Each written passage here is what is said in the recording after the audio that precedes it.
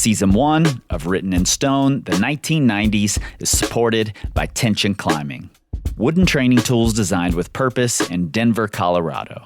Use the code STONE, that's STONE, to get 10% off of your next purchase at tensionclimbing.com and to let them know that their support for this show matters. Not valid for tension board sets, hardware, or gift cards. Cannot be combined with other offers. Tensionclimbing.com. Mastery over success.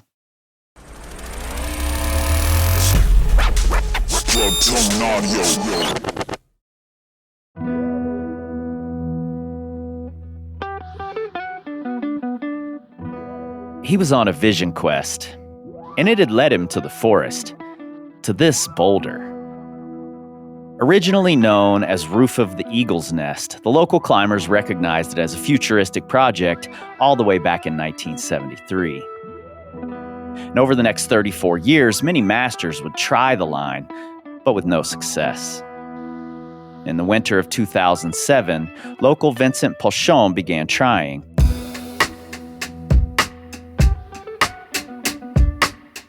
In Fontainebleau tradition, he was trying the unclimbed gem from standing on the ground. In 2008, American wizard Dave Graham, the master of his own world, would start 2 moves higher, from leaning on a nearby boulder, and go to the top, calling it the island. In the first few days of 2010, Pochon would complete his vision, returning the start to the ground and giving it the name, the Big Island. A few short years later, and here he was. A friend had suggested he try it, but at 5'9" and 3/4 inches, he was a little shorter than the few who had done it. He does get a little help from the 6-foot wingspan, but still, these reaches were big. The sloper was bad, and you're on it for what seems like forever. But he tried. The vision quest had led him here, after all.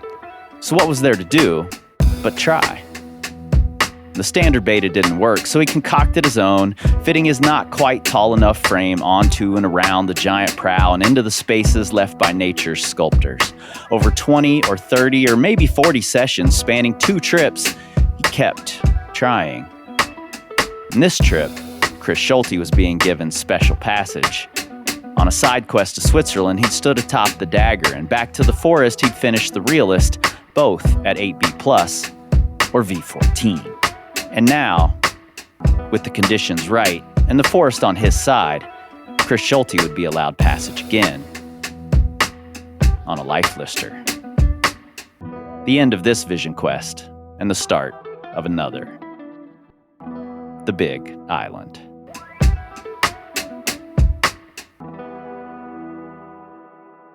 Kris, welcome to Written in Stone. Thanks for having me on board. Appreciate you. Yeah, man. When I realized I wanted someone to explain the magic of Fontainebleau to me, because I haven't been there, you were the first person I thought of. I appreciate your poetic take on the world. So I wanted to know about your experience in Font. But before we get started, I have a really important question for you. Okay, sure. If you could pluck any single boulder out of Fontainebleau and drop it into your yard, but in doing so, you're removing it from the forest because we can't just make a duplicate, which do you take? Man, that's a tough one. I almost want to give like a 4-part answer or something. Give a 4-part answer if you need to. Well, shooting from the hip, I'm gonna be some snooty conservationalist or whatever, and I'll say, all right. At this point in time, I would probably take the Big Island out of the forest and plop it in my yard. Mostly because over the last about 10 years, it seems like it's kind of become a focal point for some kind of less than exemplary behavior, But yeah, I won't stand on my soapbox for too long. If I was to be greedy about it, geez, that's a tough one. Wouldn't you want something with a bunch of lines on it, like Sur Pomme de Lemieux? Or would you just do something like La Baleine? It's like 7A plus. But would you just do that again and again and again? Um, Yeah. would you take something like, would you take a classic like La Marie Rose, or Control Technique is probably one of my favorites. And, it's a humble V10, so it can go overlooked sometimes. So maybe some people would miss it. Yeah. Some wouldn't, though. I prefer to like transport myself, but Oh, that's a good idea. Maybe we just put a door, like a passage outside your house that puts you in the forest whenever you just want. bloop right out. You're in the parking lot at Cuvier or right in front of Karma or something like that. Yeah, that'd be cool. Yeah, yeah. Since we're doing magic already, we might as well do it that way. Yep. Yeah. Well, so I want to know, like, do you call it font? Do you call it blue? Do you call it Fontainebleau? What do you say? I've heard there's a difference and you can tell who a person is by what they call it. Great question, I think. So I've been going now for 20 years, about every year, every other year. And I don't think I've ever been there for less than a month at a time. And usually I'll max out my 90-day visa or whatever and just stay. So it's been a good chunk of time there at this point. And I'll say for the first 10 years or so that I was going, I was kind of being an American about it and calling it font. We're going to font, but apparently no European really calls it font. Some folks from the UK will call it font, but the locals call it Bleau. And you know, um, I guess I feel like anymore depends who I'm talking to. If I'm talking to another American, I'll be like, "Oh yeah, we're going to font this February." If I'm writing it down, and I know someone is going to read it from maybe a bunch of different places, so I'll go ahead and call it Bleau. Got it. Got it. So do you feel like you're an honorary local, if there is such a thing? Oh, that's an interesting question. I've noticed over the last couple of years, the climbers over there have done a really cool job of like getting together and sort of starting to work with the France's answer to the Forest Service, Yeah. and they're organizing really well. And a few real hardworking pillars of the community over there have reached out to me a number of times and been like, "Hey, do you have any thoughts on this, or maybe a piece of advice going forward, or can you just give us a little input on this, or maybe come and visit and talk here and there?" Um, and That's made me feel at home. Um, Yeah. there's Yeah. there's an old granny of whose house I've stayed at a number of times over there, rented a room from in her little farmhouse complex, and after a couple of times, she's like, "Oh, you're a local now. It's fine." But also, I got to qualify that because I was born in Texas and moved to Colorado, and it takes 20 years to become a Colorado local if you move somewhere else. So I don't know. Maybe I. It depends where you go, I suppose, to determine how hard. Yeah. Well, it makes sense that they would reach out to you about, kind of not necessarily the access issues, but the, impact issues. And I want to talk about that a little bit later. But first, I want to know what drew you there initially? Oh, easy Why one. did you take that first trip? Easy one. So I'll try to be brief and what could be a real long-winded answer. But when I started climbing, I wanted to be an alpinist. I wanted, Mm, Cerro Torre, yeah. face the Eiger, tons of stuff in the big mountains, big scary stuff. And I climbed a lot of ice, and I was really into trad climbing in the mountains down around Durango, Silverton, Ouray, and whatnot. This was just a tick before the ice park was even going on. And so I was really into climbing scary chalks, basically, because that's kind of the same ones. Um, and, as far as bouldering went, it was this was mid to late 90s. And, there were hardly pads in obvious proliferation. And there was probably like 5 boulderers in town, Yeah. and we all sort of knew each other, or they knew each other. You know what? They felt like I felt like what's his name, Keanu Reeves in Point Break, trying to hang out with the surfers.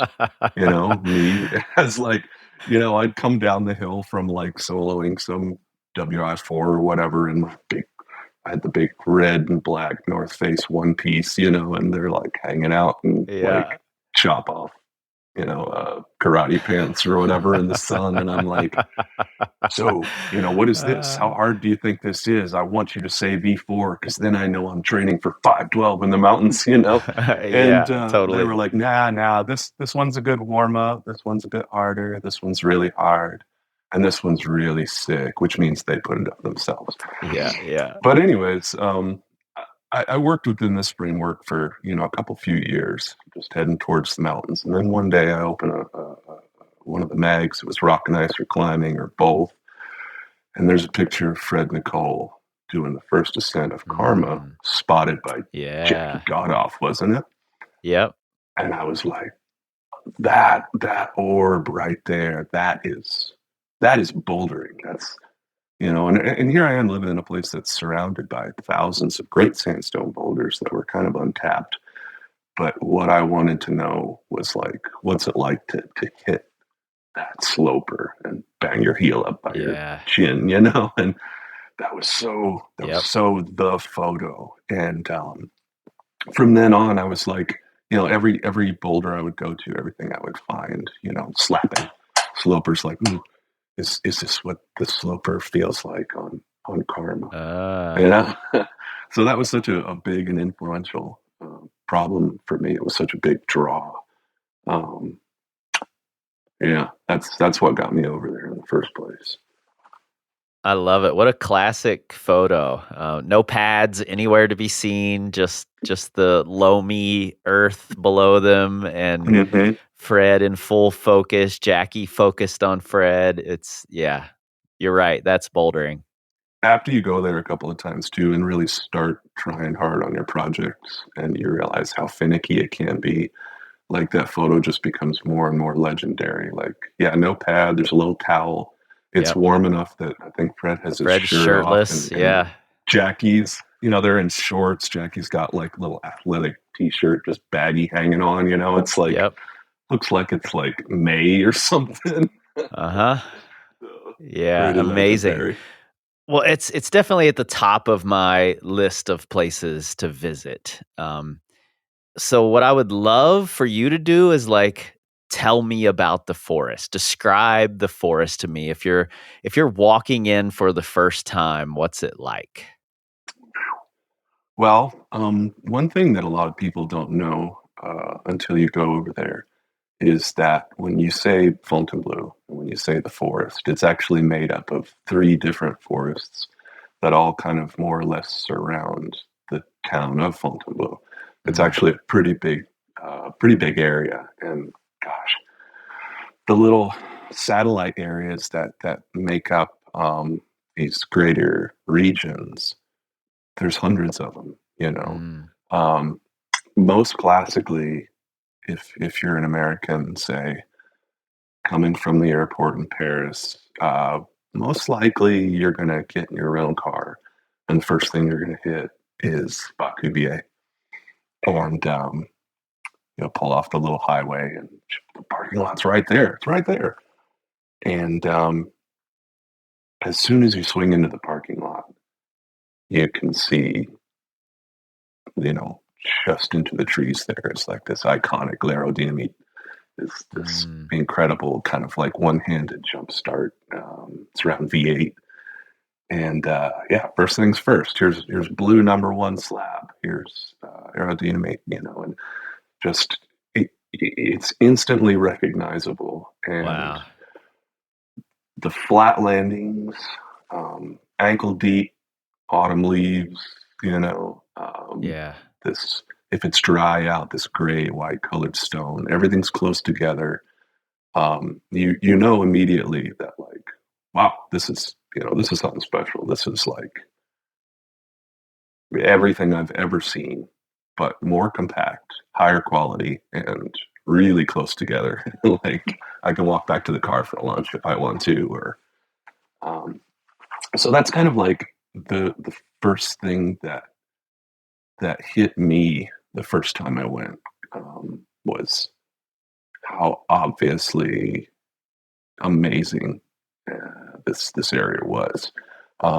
It only took a couple of days before we start going into the environs, where you really start to see the forests of France, and how some of it varies from this old growth feel of going up and down ridges and taking the GR trails that go for miles and miles and miles all through the whole of the Ile-de-France region. And yeah, just it's really easy to get away from people, which is something I really like. Yeah. Um, it's very green, but you live in Wyoming. I came from the Southwest, like climbed in the desert a bunch. You go there, it's like going to Squamish for your first time. Like, what? Wow, Yep. this is something else. But you feel more than anything. Not only is it like, oh, cool, outdoor playground of amazingness, and here's all these famous problems and cool stone, you feel immediately, between a combination of the cart roads and horse tracks and quarries from the Middle Ages that they cut stone cobbles from. You feel history.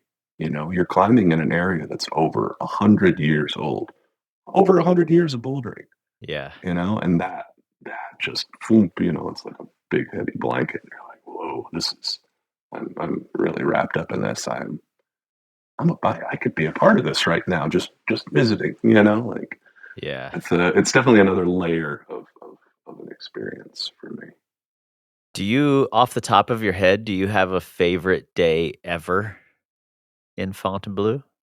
Mm. Um, I had a couple of good like trifecta style days, where I got up early in the morning. I did a problem called I got dropped off by friends. I didn't have a car, and I got dropped off by friends out kind of in the woods. This area called Gorge de Houx. It's out there a ways, and there's a problem. What was it? A Julian Nadir's problem called the tagine, and I did that first thing in the morning, and then walked quite a distance over to Bacuvier. And I wish I could remember. I did. I did like five other problems that day that were all on my list, and Mm. it was pretty good. That was pretty satisfying. But um, I would probably put that. That's a hard one to narrow down. I hate. I don't hate, but I am a little weary of the word process used to describe everything. Mm. I went through the process of Mhm. tying my shoes this morning, and I realized that when the rabbit comes around the ear and comes out of the hole, that was really what it was all about. But to be honest, like there's a few days that have stood out in font, maybe because I did something special. Like Lamberville was incredible, Partage incredible. My last trip. Um, Knocked out a couple of long-term projects that are just hard for me, and it's easier for those to be like, that was awesome. Karma was unforgettable. Karma was my first Lifelist problem. It was the Mm. first problem I said, oh, I need to do this, and it was such a heavy focus in my life that after I did it, there was like a 2 month period where I didn't know what to do with myself. I felt like I finished rock climbing, and now I should maybe find Yeah. something else to do. But Yeah. some of my favorite days, I have to say days, have been either like walking in to work on Duel, or just the feeling when you're walking in or walking out, and you're heading in to or heading out from, oh, this is going to be a good day. The light is just Yeah. so in the forest, and like you can feel the tack of the conditions, and yeah, it's hard to pinpoint. but that's the feeling I kind of enjoy. Well, I think that's a good thing, and I think it says a lot about the area and your relationship with the area that, maybe that's part of what keeps you coming back is there are so many best days that you just can't narrow it down, that's a special thing. It's more, when you put it that way, it does make me reflect that it's more experienced focused than achievement of goals driven, Yeah, which yeah, is cool. Like it's cool you can go to a place and get so much out of it just by being there, without having to check boxes and do the work and da, da, da. totally. Pastry baguette under your arm. You're going back to a good bottle of wine at the house or whatever. Yep, And, yep. you could warm up on something cool and individual and unique for the rest of your life and have a perfectly good time, you know?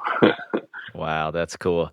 One of the things I'm really fascinated by are the circuits, and Mm, I don't know that there's anything like it in the US or anywhere else, especially not to that degree and with that history.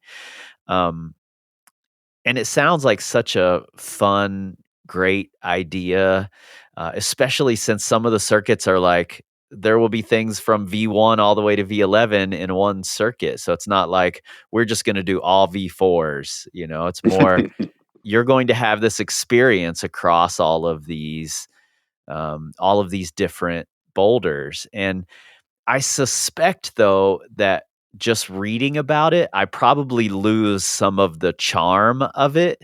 I get that sense that I'm missing something by just reading about it. So can you tell me a little about the circuits? yeah, I in some ways, I'm not the best person to ask because I've only ever done a few circuits.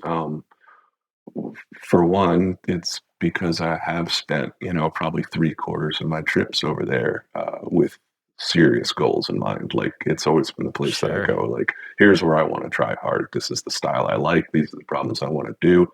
It matters more to me than most places on Earth. Yeah. And, what it comes down to is a circuit. It doesn't matter if it's super easy or what is it? The Black Circuit in, Cuisenaire has only been done once, Once, yeah, by which is Nale. metal freaking hard. But then there's others out there that, there's probably not a move that exceeds 5-3, and you're jumping, 3-meter gaps from boulder to Yeah. boulder or whatever. So there's a lot of Yeah. variety in the circuits that are out there. There's some, oh, what's the name of the area? I kind of forget. It's one of the smaller backwoodsy areas, but the whole circuit is these terrifying highballs with bad landings. And Mm. there's, 25 problems or whatever, and you have to do, you know, these just death defying things up to like V7, V9.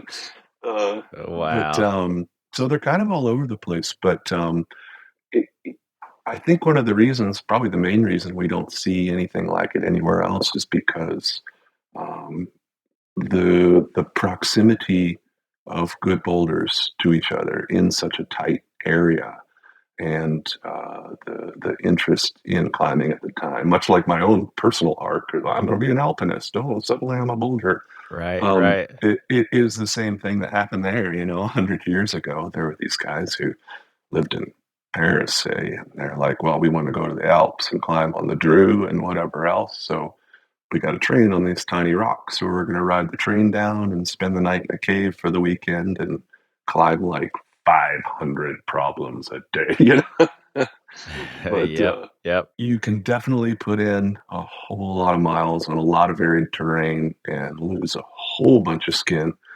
And boy, it'll definitely whip you into shape and teach you something about technique. I love the idea as well of like the jumping between boulders and that sort of thing. It sort of brings up these distinct memories of when I was a young climber.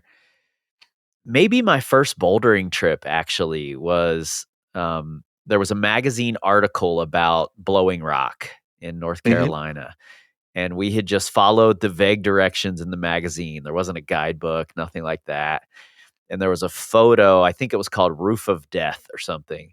and we wanted to try that boulder. So we walk through the woods and we eventually find this thing, and we totally got sidetracked, distracted by trying to jump from one boulder to another and land on this like sloping rail without falling off. Nice. And that became the entire day. And now, my climbing is totally caught up in I need to send all of these things. I can't be wasting my time because it's precious now. And there's some validity to that, but I also love the memories of jumping from boulder to boulder. And I can't wait to introduce my daughter to just boulder hopping through the woods, Playing around, yeah. I'm sure you've read a little Kerouac in your time. Who was it? Gary Snyder, Jeffy Ryder was saying, boulder hopping, don't think, just dance along. Totally. One thing I want to know, this is just a quick question. I want to know your answer to because I've heard it so many times and you can't look at the boulders without thinking it, but how does the rock and climbing compare to Horsepins 40? Well, it's way, way, way, way bigger. um, Yeah. it's not like the South. Um, Part of what makes Font special is how big it is also gives you a pretty incredible variance in the rock. You're going to find in some areas, maybe a slightly bigger, grittier grain, which is closer to the horse pins and then, stuff you find in Georgia and what have you. But for the most part, it's a finer grain. It doesn't stick to you quite as much. You're going to find this porcelain patina sometimes that you'll Nice. usually. You've been out to the mills and you've seen like the patina panels, right? And you crimp every Yep. now and again Yep. on these So there's a similar thing that I guess the whatever quartz or silicate content in the font boulders, it'll form patinas as well, and Yeah. it can be as slick as a toilet bowl, but like break the toilet bowl with a hammer and then crimp on that jagged edge. So Yeah. there's Yeah. there's there's a lot of variance, and for all my life I heard this area in the southeast or this area outside of Nowheresville, California, whatever, Utah, something. Oh, it's just as good as Fontainebleau, and it's usually by people that have never been to Fontainebleau.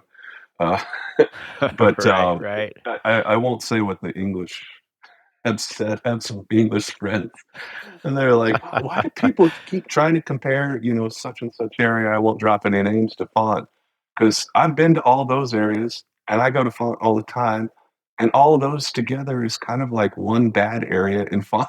I Right. was like, "Ooh, Yeah. ouch, cheerio."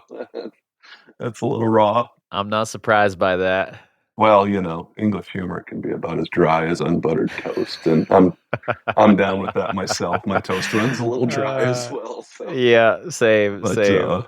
yeah, Well, I wanna talk about a couple of specific boulders, and you've already mentioned Karma several times, and that was really special for you. And I've read that you have a really special relationship with Karma.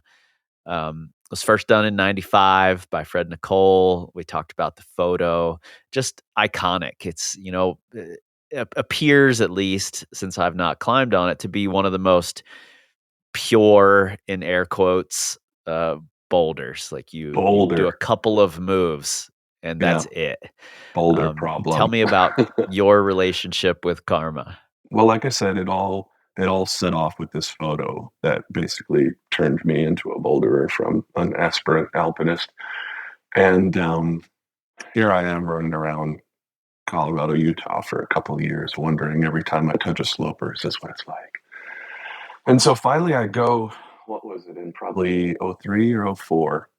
I want to do it so bad, I'm terrified to try the damn thing, you know? Yeah, And I end yeah, up I know doing, that feeling. yeah, man, I did the same thing in Yosemite. I walked right past Midnight Lightning for like 30 days straight Yep. and didn't try it until the last day as we're getting in the car. And only because I got bullied into it by a friend, you know? But Yep.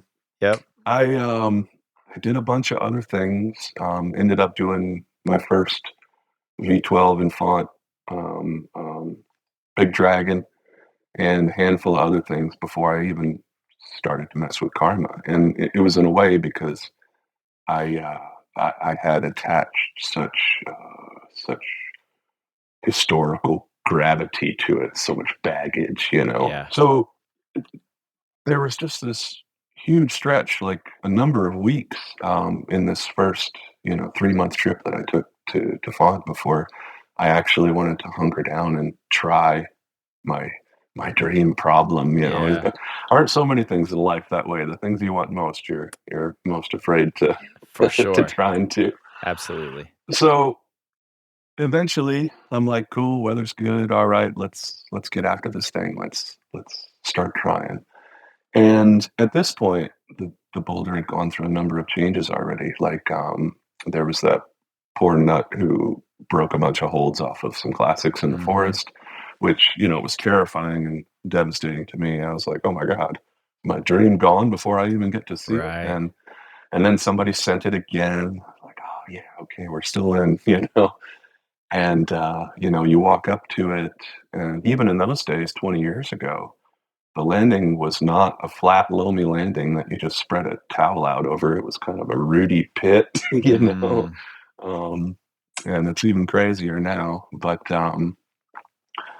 it was also at a time when you could still drive up and into Cuisenaire. Now you have to walk in from the Isotis parking, just over a kilometer. But it felt a little busier there in those days than it does now, because the walk keeps most people away. Mhm.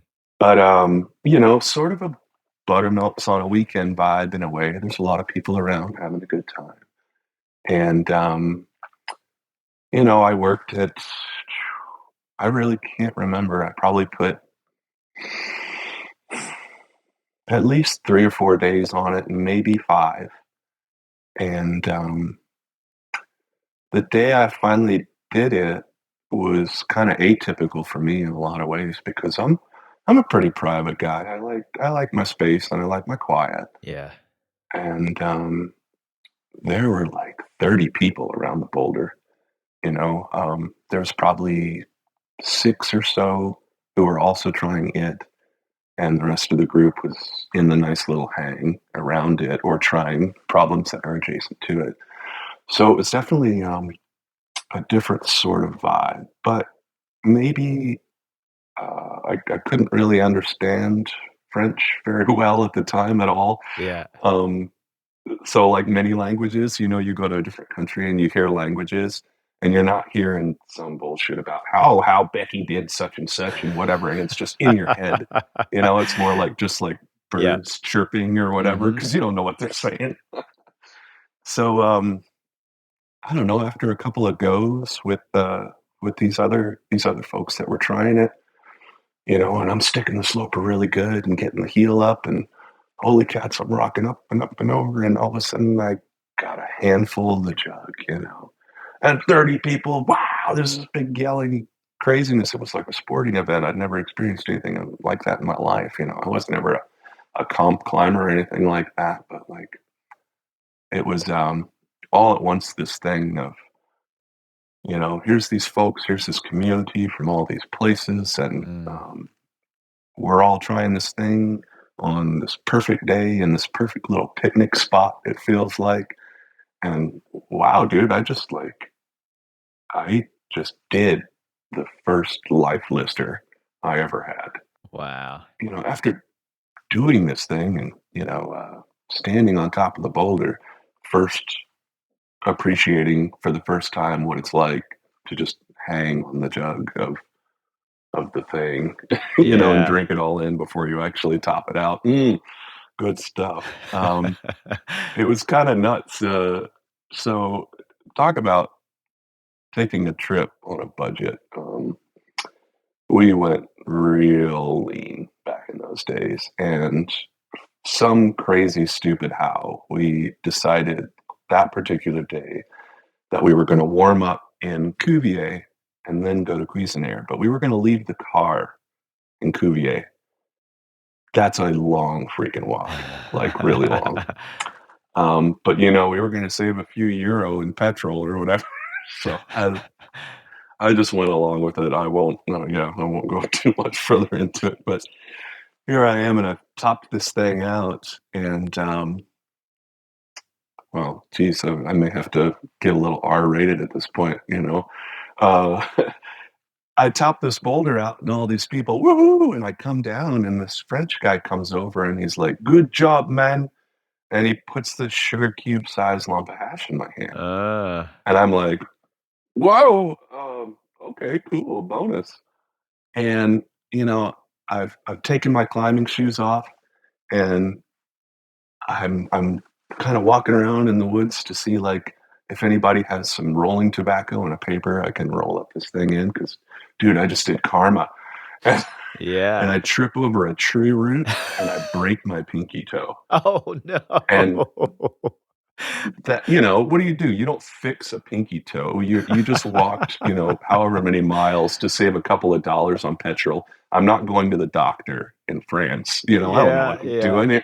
So, and I end up having to take a couple of days off because it hurt so bad I couldn't put it into a climbing shoe.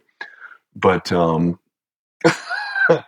and honestly, like to this day, 20 years later, that pinky toe is a little bit fatter than the other, so my shoes fit different. It hurts like hell every now and again, just because it probably healed a little bit crooked. hmm But yeah, the whole walk home, I've got this cigarette in my hand and I'm limping through the forest, on these old sandy tracks, like I just did karma, you know. Yeah. Just existing off the So, high of karma in multiple ways. oh, just awesome. Yeah. Yeah, it carried me for, like I said, a couple of months. I didn't know what to do with myself. I didn't know what else. It was a while before I found another project that had the same import. Yeah. Well, let's stick in that same area. I'd love to talk about Duel. That's what this, for a couple of weeks here, we're celebrating Catherine Miquel and Duel and her accomplishments, but particularly this boulder. So I would love to hear about your experience on it. I would I don't talk about Duel all day long. So in going to font, um, I had in mind these few things, and Duel was on the list right behind Karma, Mm, of the list of like legendary boulders. I didn't go there thinking, oh, cool, I'm going to do the big four or whatever. Like I wanted to, of course, but my own big three was in Cuisinart, and it was Karma, Duel, and Hail Bob. mm, And yeah. you got like a little overhanging boule of a problem that's Karma, and you have the slab that's Duel, and you have the dino that's Hail Bob. Yeah. I was like, what a great triumvirate that is. Totally. But man, the first time you walk up to Duel, and it sits just a little ways up on this hillside, this treed hillside.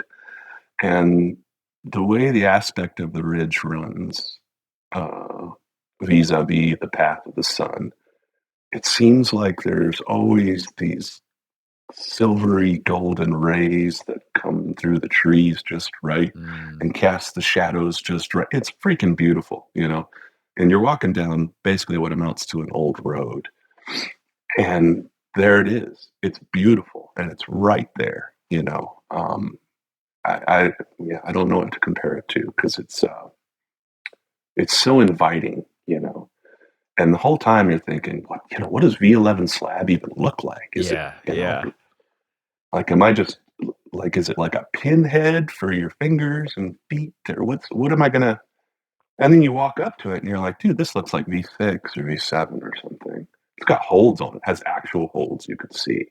Well, and then you start trying to pull onto it and you do exactly one move. And then you realize, oh, yeah, I am going to hold that with my fingernails. They're full on serious and I'm going to pull on it too. Like hmm it really, it gets pretty diesel really quick.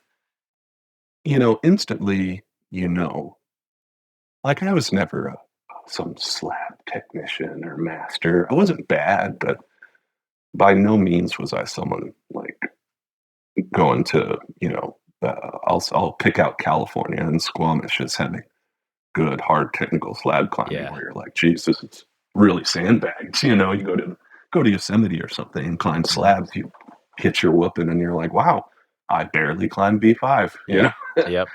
But I hadn't really positioned myself as an aspirant slab master, But with this one, I wanted to do the lines so bad, but at the same time, it felt really out of reach. Like I was going to have to grow and learn a lot. Subsequently, both, it was quite a few trips more before, you know what happened? I'll level with you.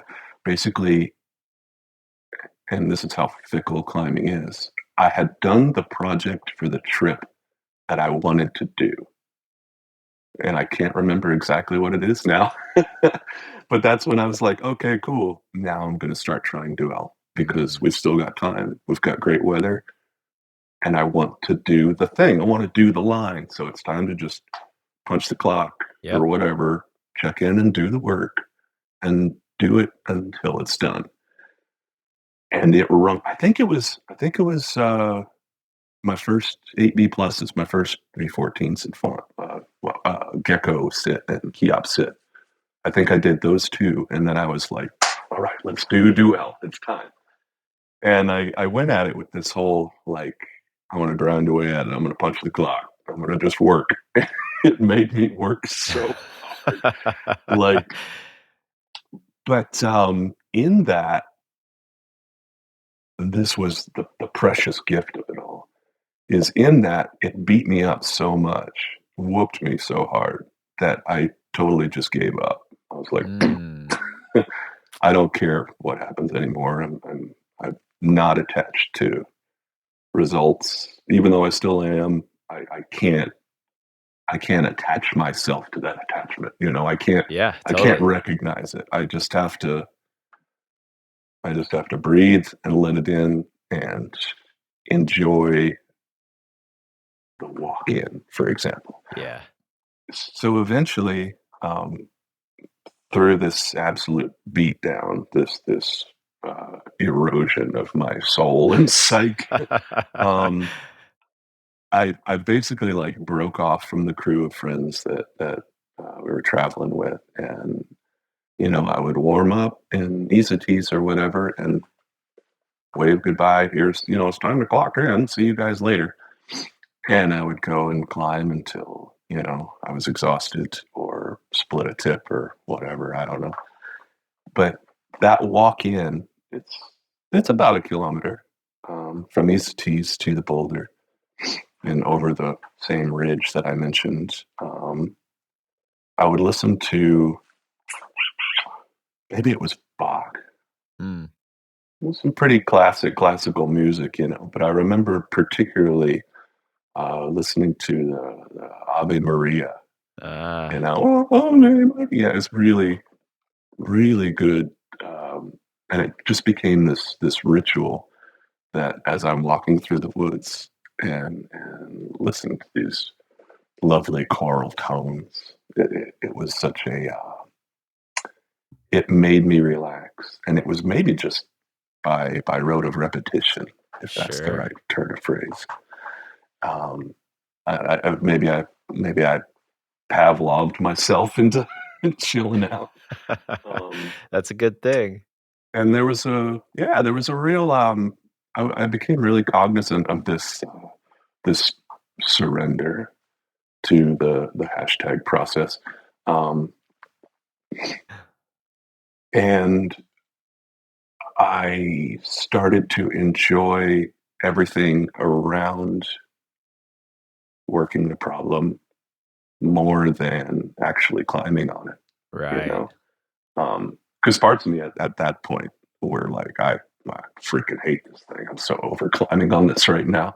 Yep. I'm just eating skin. I could be doing anything else right now. I gotta have to do this with tape on one day, and oh hallelujah, I don't have to use tape. Oh well, now I got to split again. Like it was such a finicky thing that yeah, it was a lot of work in a lot of ways, but that walk in and the walk out, or my little sandwich, my sandwich break or something, Yeah. um, became so important, you know.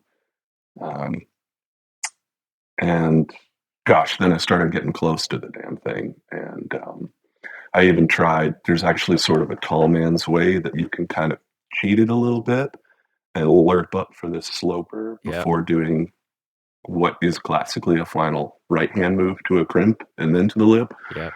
And so I'm not tall. I'm an average height kind of dude, but I had just enough span that I was probably like 6 inches from being able to cheat my way up and hit the Yep. sloper. And I slapped at that friggin' thing a few times, being like, I please. just want to be You know? done.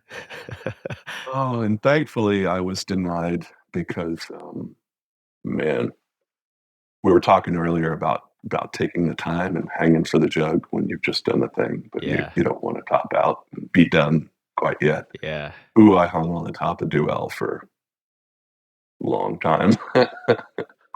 Long time. Well, why do you think this is something I've ran over in my head multiple times, and I'm not really sure why, but I've talked to several really dedicated boulders who know the history fairly well, but who don't know that Catherine Miquel did the first female V8 all the way to V12, and then did a V13 Traverse not long after. Um, why do you think we don't know her name so well over here? Ooh, bunch of reasons. I'll throw American climbing media under the bus right now, and say that for a long time, especially in that era, um, we were pretty states centric, Yeah. you know, Yep. especially when it came to bouldering. There was this era. Somebody put it really well. There was a sales rep I was talking to some years ago, and he used the word groundswell. That when Sharma and Dave Graham and folks like that were like really bouldering was happening here in the States. Yep. Now, pretty much before that, what, we're about the same age. Like, who took bouldering seriously Yep. in the climbing media world? You know, like John Sherman was out there being, kind of a funny dude doing weird stuff, Yeah. and then we had like John Gill. Yep. Pat Amen's book Uh, about John Gill was one of the only sources, and yeah, Sherman's Stones of Years or Stone Crusader, I can't remember what it was called. Stone Crusade. Yeah, yeah, Yeah. that's it. But yeah, exactly. Like one details stuff that happened, like what in the end of the 50s, Yeah. and the other was like drive across the freaking nation and go to Yep. the absolute worst Joss quarry of boulders in Nowheresville, Arizona, or something. You're Yeah. like, Yeah. well, this sucks. And then, I mean, also we were kind of in an interesting era of climbing where, like, you'd probably be called a bit of an offensive name if someone found out you were only a boulderer, you're only Sure. practice climbing, going to go ahead and question your bravery or your virility, like, why aren't you out there running it out, bro? Yep. And Yep. we just had a funny, in the States here, we had a funny perception of bouldering all the way up until the 90s. And, meanwhile, Font already has 100 years worth of history. And I would say on top of that, like, there is kind of a pretty insular community over there, especially at the time. There were a ton of boulderers, nothing like today. There's bazillions today. But, there weren't a ton of outlets for them to publish to, say. If you did something truly groundbreaking, maybe they would put it in Grand Peu or, gosh, please forgive my pronunciation if anyone French is listening. They'll have heard mine in the episode already, so they'll forgive yours for sure. Yeah, so at the time, for the dissemination of bouldering information, there weren't a whole lot of outlets, either here or over there. Information didn't really go too far beyond, the folks that were involved. And if you want to talk about Catherine, she's not really the type to go around tooting her own horn. Right. Like, Right. um, her and folks like Christophe Lamont, like, they're pretty low key, they're wandering through the backwoods of the forest. And then, a couple years goes by, and then all of a sudden you see this photo of one or both of them doing, what's this 80 plus in the middle of nowhere that no one's ever heard of, but looks awesome. And so if they're not hearing about it so much over there, we're certainly not going to hear much about it over here. Yeah. But yeah, talk about a great disservice.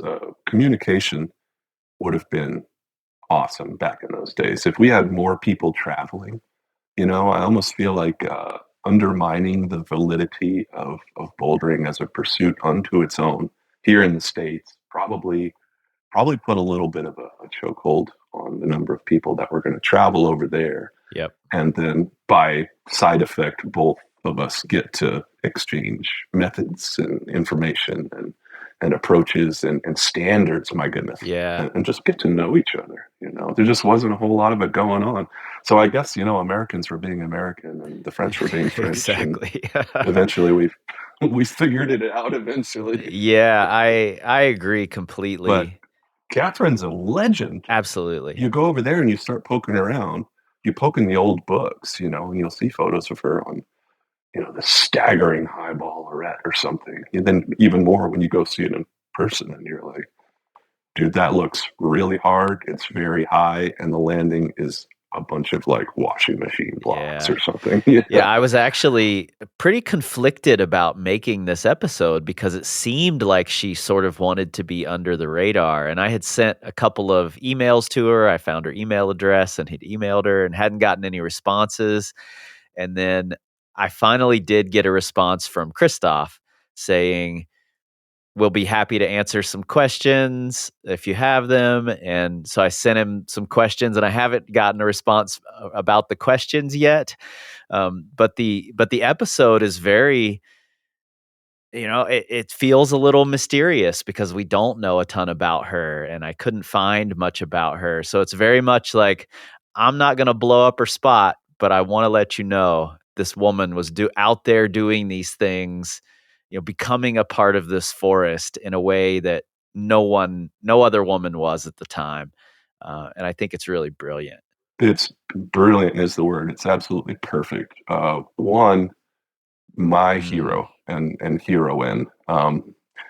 I love an underground crusher more than anything. Someone that just does the thing. And then I was going to make a joke about, those two probably only check their email every 6 months, and that's probably accurate. I really admire the hell out of that. Me too. Me too. I can't be mad at it. It's great. I'm curious about traverses. It seems like Fontainebleau sort of treats traverses differently than they treat the up problems. Is that correct? Mm-hmm. So the grades are a little bit different.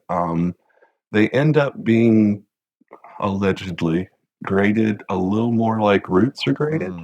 There's a cumulative grade with power endurance as the focus rather than what we all claim, it's according to hardest single move, or I don't know. If we really delve deep into this, we're going to arrive at the same spot as always. The grades are stupid as shit. And it's only a guideline. It's like, man, I like a 3 grade range, it's between B7 and B9 or something, and for a long time, I loved font grades because I didn't fully understand them. So they just seemed to be more forgiving. It's a nice wide band. But traverses are graded a little bit differently. And I have to admit, it was many trips before I thought, all right, I'm going to hunker down and try one of these kind of legendary traverses, which was to my own disservice because the first couple easy ones that I did were incredible. They were just so Mm, pleasant and fun. And even after I had climbed a few 8Bs and 8B pluses there, I said to myself, harboring this thought, this kind of prejudice against traverse yeah. grades and traverses in Bleau, because I was like, oh, they're not that hard, are they? So I go to this one, Voyage de Jonquille, and it's a truly hard one. I got absolutely brutalized. I could barely do one, two moves at a time. Like if I linked two moves together, I was like, yes, only 16 to go, you know? Yep. Like so truly hard. It really opened my eyes to like how difficult traversing can be there. Like, and I just had no idea until I jumped into the deep end and was like, wow, I need help. I can't swim at Yeah. all. I can't get out of the pool even. Like, Yeah, I wondered because, she climbed a V13 Traverse, early 2000s, which would have been, way before we recognized the first female V13. So I was curious why that's sort of been, you know, deleted from the history books. I sort of wanted to understand it. well, honestly, as fancy and awake and informed and as enlightened as climbers like to think that we are, Yeah. this kind of thing happens a lot. Like I'm doing her a disservice because I can't recall her name, but I remember a Japanese woman climbing a V14, Yeah. and a friend of mine tried to report about it, and someone messaged her immediately and was like, "Oh, sorry, but such and such is now V13." Yeah. You're like, Yeah. basically, it's people's egos. I feel like fighting against themselves, them fighting with their own egos, and especially in the world where people are hoping for recognition for their accomplishments. You see this in bouldering today. The dudes will go out and they'll climb such and such in the backcountry, and drop the clutch super hard, next level, V whatever plus plus harder than such and such, and then the bros go and repeat it who are in the circle, and everyone takes the grade. They Yep. do it, and they'll do it for a couple Yep. years until either someone not in the crew or a woman does it. Then they're like, ah, it was never really that hard. It always kind of got the Yeah. slash, and then they'll keep doing it. They'll do it time and again, and it's I don't know. I think there's a combination of fragility and just like people not um, people not able to fit things in their mind. I'll connect it to my own experience with traverses. I kind of poo pooed them a little bit. I Sure. didn't think they were going to be that hard, and I'd probably taken I'd spent more than a year in font at that point before I even tried a hard traverse, and it was immediately evident how wrong I was. Like, and I had to just see for myself. I wasn't trying to be rude about it, and I definitely wasn't trying to wallow in my own sense of superiority or what. Oh, I climbed this such and such, so it can't be that hard. The number's right there. Right. It, I don't think you're by any means alone in that. I think anyone who's climbed for a long time has formed their own opinions and has, put some things on a pedestal over other things completely unjustly. And then once we experience them, hopefully we change our minds about that.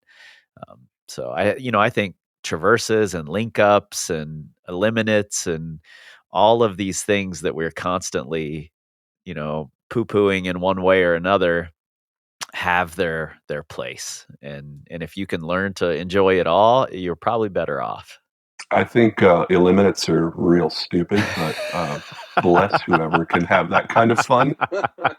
I think it's the stupidest thing.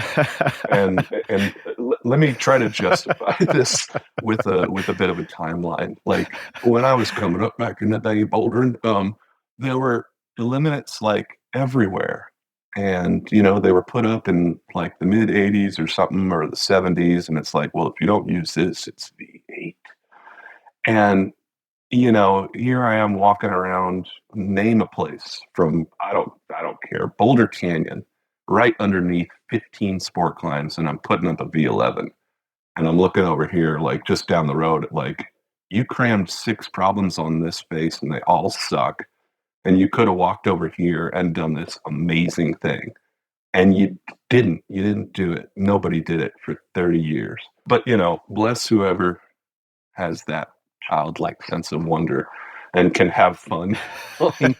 My only defense for limits is that I have fun doing them. I don't necessarily think they should be going in the guidebooks, or be called something, but I really love just coming up with new sequences. So, but historical reference, bro. Okay. Let me ask you this. On this tangent, and I think you already answered it. Have you ever taken someone to a boulder that looks like shit, but you're like, yeah, but it's got great movement? Oh, of course.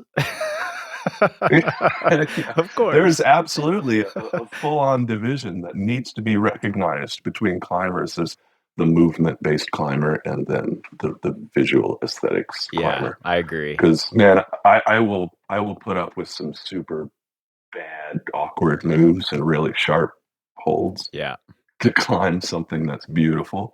But if you take me to something that looks like shit and it has the most incredible pirouetting Cirque du Soleil moves on it, it doesn't matter to me, dude. It doesn't. I climb with my eyes open, You got to know what you're in it for. I think that's important. Well, man, I want to wrap this up sort of by saying, or talking a little about what we started with. You talked about you might take the big island out of the forest and plop it into your yard because it's been the scene of some recent, bad behavior. And I know there have been a few young pros who maybe don't know better, breaking older rules out there.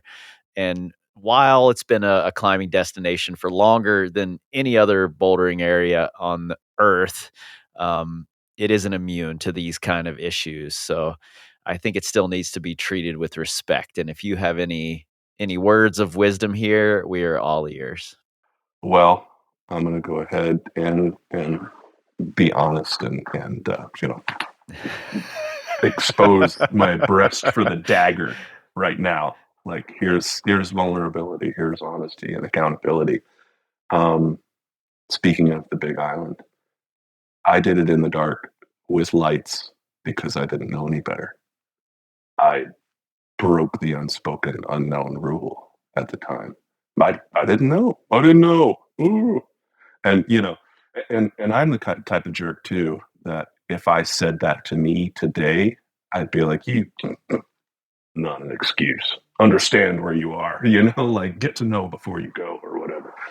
So I try in my advancing years to remind myself to be gentle with some folks, especially since with the Big Island in particular, we're having some user error issues. I do try to remind myself that, hey, dude, you screwed up too. You were not supposed to be climbing out there in the dark. And I have allowed myself, as an individual who tends to climb alone and with a pretty light touch, I like to sneak around and be quiet. I've allowed myself a lot of leeway in sneaking around and doing this and that. I've done some trespassing in my time. So I try to recall now to be delicate with folks who might not know. At the same time, I can be frustrated because there are so many climbers and there are so many more resources than we used to have even 10 years ago, especially 20 years ago. Like, now we know, and you have all the answers to the whole world in your pocket.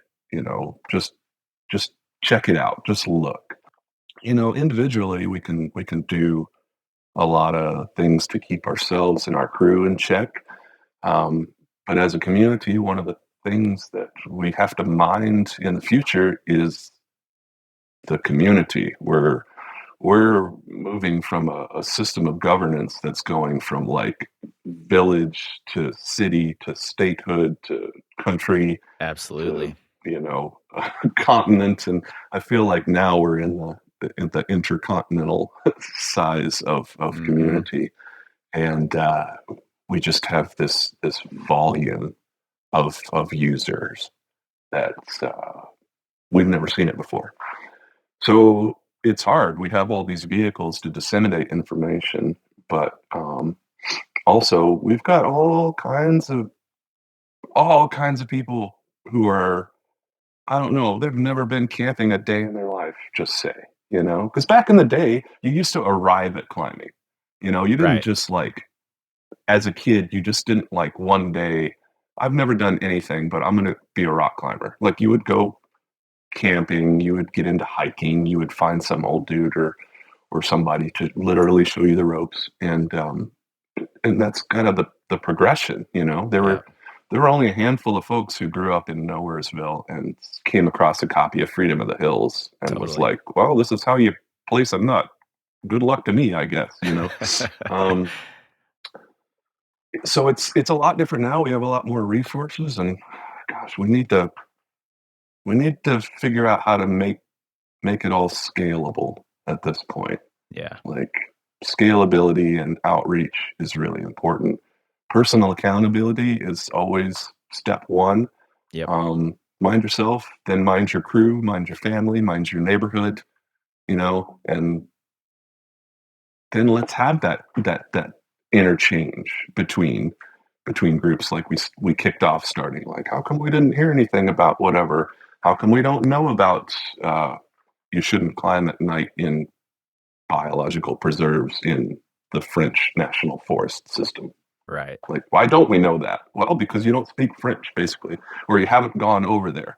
Or, imagine being a new climber who just flew over from the Netherlands, or let's use something like somewhere in Germany or Font again, where you just go out and you go climb. And they're like, I want to come to the States. I want to boulder in Waco. Right. And they show up at the gate and they're sitting number 35 car in line, and there's a dude with a pistol standing at the gate. And they're like, well, what is this bullshit? Yeah, totally.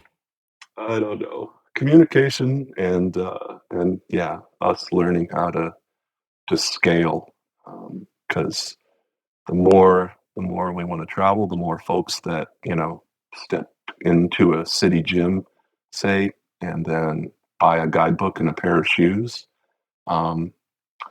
It's a lot like being a skateboarder. It takes about $100 and you're a skateboarder. Bam, just like that, and you can go out and go wreck some curb in front of the grocery store and get the cops called. Yep. It's about the same. Climbing shoes and a guidebook, you're in to go tromp across the crypto, or totally, not brush your ticks, or muddy glop your way up some beautiful slab. So yeah. We just got to try and take care of each other. Yeah, I agree. There are no hard and fast answers. I think it's an ever evolving community effort is what it has to be. And I appreciate your approach to climbing. I appreciate the work you're constantly doing to keep us all on track, and the way, the tact that you bring to it. I appreciate that. It does not go unnoticed. And thank you for taking the time today to come on and talk about this magical place that you obviously love so much. I appreciate you sharing that with us. I knew immediately you were one of the voices I needed to hear from. Well, it's nice to be thought of that way. It's definitely one of my favorite places on earth. And yeah, it is special to me. It's made me not only the climber that I am, but the person that I am in a lot of ways. And man, thanks for reaching out. Appreciate you. 1, 2. All right, Written in Stone is produced by me, Kris Hampton, with help from Riley Rush and Emily Holland for Plugtone Audio, a group of the best, most impactful podcasts in the outdoor industry. At the link in your show notes, you find all the things you expect. probably some you don't, like how you can become a member of the Secret Stoners Club, where you'll find bonus materials, bonus episodes, and you can vote for which decade we cover next. And look, this show is 100% rooted in the facts, but like Todd Skinner always said, never let the truth get in the way of a good story. And here's the thing, we've only got one story left in season 1, so if you love what you're hearing, please give us those 5 stars and a glowing review, and tell every single one of your friends about the podcast, and maybe then we can make a season 2, and together we can tell the stories of climbing's most important ascents, one decade at a time.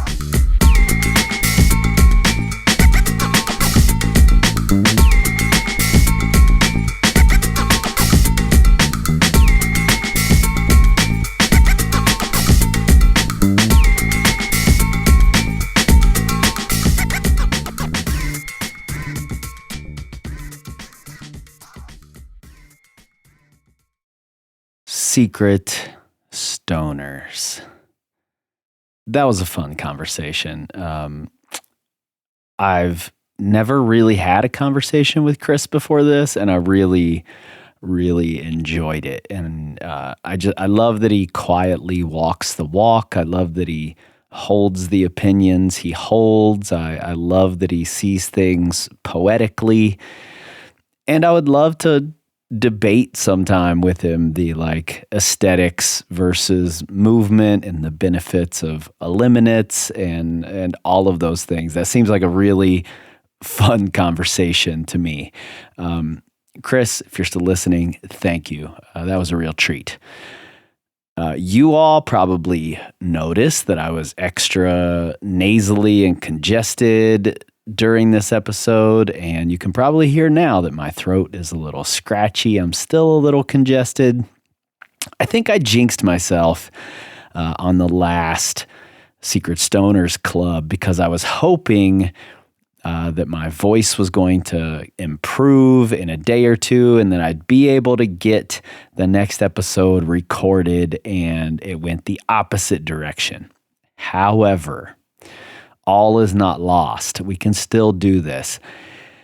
If, I'm knocking on wood, if my voice gets better in the next couple days, I can record it and get it done. I've got a rough version recorded that is very scratchy and bad. But all the music is in place, all the sound effects are in place, everything is there. I just have to re-record the vocals and move them around into place a little bit. Shouldn't take long if my voice recovers. And it seems like it's on the way there. Yesterday it was really bad. Anyway, I almost forgot. A few weeks ago, actually, we crossed 100,000 downloads. I think we're at around 120,000 now. So thank you. Thank you, all of you, for spreading the word, for listening, for supporting, for making this thing successful in its first season. And it's a new idea, really. It's a new thing. But I love doing it. So thank you. There will certainly be more coming, assuming my voice holds out and doesn't just completely die on me. Fingers crossed here, more knocking on wood. All right, next week, assuming my voice gets to where it needs to be, next week is our final story episode. And it's a doozy. I'm using that word again.